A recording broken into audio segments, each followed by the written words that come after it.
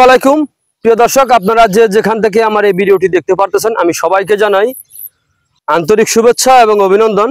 আজকে একটি ঘাসের জমিতে আসলাম। এই ঘাসটার নাম হচ্ছে ইন্দোনেশিয়ান স্মার্ট নেপিয়ার ঘাস।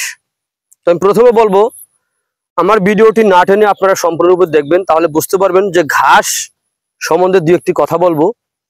তো আমি প্রথমে বলবো যে যদি আপনারা গরু অথবা ছাগলের খামার করতে চান তাহলে অবশ্যই আগে ঘাস চাষ করবেন। তো আপনি কোন ঘাস চাষ করবেন, কিভাবে চাষ করবেন সেই বিষয়ে আজকে কিছু কথা বলবো। এই যে আমার সামনে যে ঘাসটা দেখতে পারতেছেন, এই ঘাসটার নাম হচ্ছে ইন্দোনেশিয়ান স্মার্ট নেপিয়ার ঘাস, গরু ছাগলের প্রিয় ঘাস। এই ঘাসটা একবার যদি জমি চাষ করে আপনি রোপণ করতে পারেন তাহলে কমপক্ষে 5 থেকে 6 বছর পর্যন্ত আপনি এই ঘাসটা কিন্তু খাওয়াতে পারবেন। এই ঘাসের কোনো বিচি হয় না, এই ঘাসের কাটিং হয়ে থাকে। আর এই ঘাসটি যে কোনো মাটিতে রোপণ করা যায় অথবা যে কোনো জমিতেও রোপণ করা যায়। একেবারে ডাইরেক্ট ড্রেজার দিয়ে যে বালি ফেলানো হয় সেই বালিতেও এই ঘাসটা রোপণ করলে হয়ে থাকে।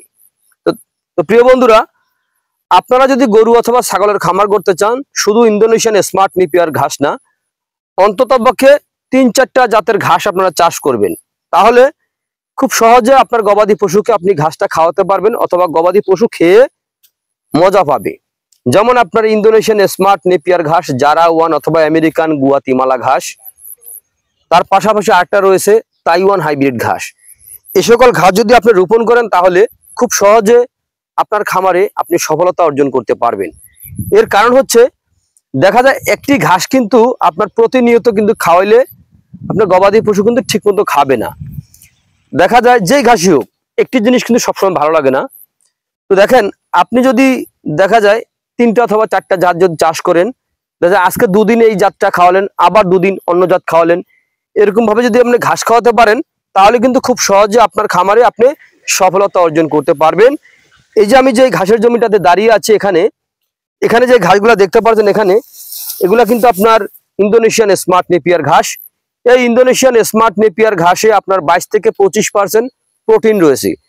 এই ঘাসে পাতা অনেক বেশি হয়ে থাকে। এই ঘাস গরু ছাগলকে খাওয়াতে কোনো প্রকার মেশিনের প্রয়োজন হয় না, এই ঘাসটা নরম।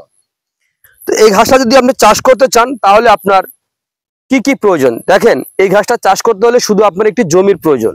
তো জমিটা হতে হবে আপনার উঁচু স্থানের জমি, অথবা জোয়ারের পানি অথবা বৃষ্টির পানি হচ্ছে আবার চলে যায়, এরকম জমি তো আপনি চাষ করতে পারবেন। এই যে আমি যে জমিটাতে দাঁড়িয়ে আছি, এই জমিটার ভিতরে কিন্তু আপনার এই জমিটা কিন্তু নিচু জমি। আমরা এখানে একটু বেডের মতো তৈরি করে তারপরে আমরা রোপণ করেছি। দেখেন আমার এখানে কিন্তু এই যে দেখেন, এখানে কিন্তু পানি দেখতে পাচ্ছেন। এই যে দেখেন পানি আমরা এখানে বেড তৈরি করে রোপণ করেছি। দেখেন এই ইন্দোনেশিয়ান স্মার্ট নেপিয়ার ঘাসটা খুব সহজে হয়ে থাকে। দেখেন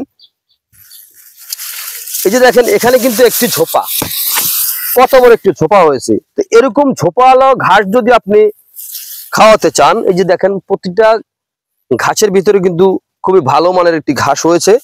তো দেখেন আমি দেখাবো আজকে এই ঘাসের যে বলছি যে বিসি হয় না, এই ঘাসের কাটিং হয়।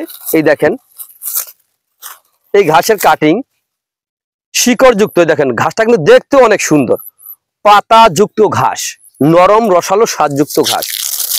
এই শুকনো পাতাটা ছাগলও খায়, গরু তো খায়। আর এই যে দেখেন কাটিং হয়েছে একেবারে শিকড় যুক্ত পরিপক্ক কাটিং। এরকম পরিপক্ক কাটিং যদি আপনি রোপণ করতে পারেন তাহলে খুব সহজে আপনার গবাদি পশুকে আপনি ঘাস খাওয়াতে পারবেন। এই যে কাটিং দেখতে পাচ্ছেন, এই কাটিং 100% পরিপক্ক কাটিং হয়েছে। এই পাতাযুক্ত ঘাস যদি আপনার থাকে তাহলে কিন্তু আপনার গবাদি পশু পালন করতে কোনো অসুবিধা হবে না। দেখেন প্রথমে আপনি এই এতটুকু একটি কাটিং রোপণ করবেন, জাস্ট এতটুকু একটি কাটিং রোপণ করবেন। এই এতটুকু কাটিং থেকে আপনার এত বড় একটি ঝোপ আপনার হবে। এখানে কিন্তু এই জমিটাতে আমরা প্রথম চাষ করেছি। এখন দেখা যায় এই ঘাসটা আপনি যত কাটবেন ঠিক ততই বেশি হবে।